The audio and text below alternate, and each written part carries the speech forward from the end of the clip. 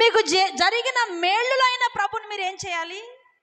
స్తుతించాలి. ఒక 4-3 స్తుతుల గురించి మనం చెప్పుకొని మనం ముగించుకుందామండి. నేను ముగిస్తాను, తర్వాత అయ్యగారు ఇంకా 7 వరకు మీరు వెళ్ళడానికి లేదు. ఏంటి 7 వరకు మీరు వెళ్ళడానికే లేదు. నిద్ర వస్తుందన్నా పంపించం, ఏం చేయమండి, ఆకలేస్తుందన్నా పంపించం.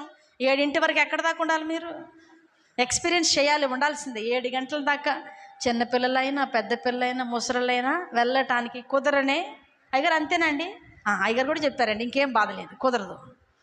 కాబట్టి గబగబగబ చెప్పేసి వెళ్ళిపోవాలన్నంత నెసెసిటీ లేదు. ఎంతసేపన్నా మీ కొరకు దేవుని వాక్యాన్ని బోధించవచ్చు. చూద్దామండి.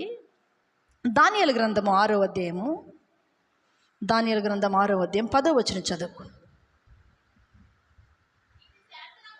ఇట్టి శాసనము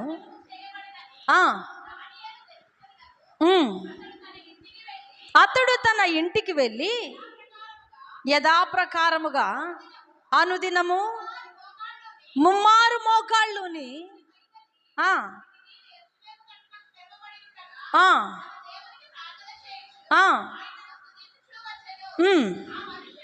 తన దేవునికి ప్రార్థన చేయుచు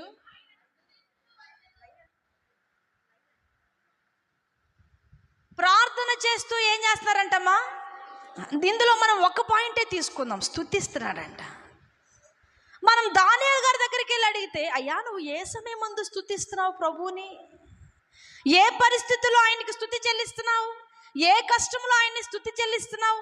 ఏ మేలు చేసాడు ఆయన్ని స్తుతి చెల్లిస్తున్నావు అని దానియేలు గారిని అడిగితే, దానియేలు గారు ఒక మాట అంటారండి, అమ్మా ఇట్టి సంతకం అంటే తను ప్రార్థన చేయకూడదు అన్న శాసనం మీద సంతకం చేయటం దానియేలు గారికి తెలుసంట. ఇప్పుడు ఆయన ఏం చేయకూడదు? ప్రార్థన చేయకూడదు, స్తుతించకూడదు. ఒకవేళ పొరపాటున ప్రార్థన చేసినా పొరపాటున స్తుతించినా ఎక్కడుంటారు అమ్మా? ఏసీ రూమ్లోనా? ఎక్కడ? సింహాల బోన్లో అండి. ఎక్కడుంటాడు? ప్రార్థన చేయండి అమ్మా అని అయ్యగారు ప్రార్థన ఉపవాస కుడుకులు పెడితే ఒక్క భక్తులు రారండి ప్రార్థనకి. ఏంటి, ఒక్కరు రారు ప్రార్థనకి.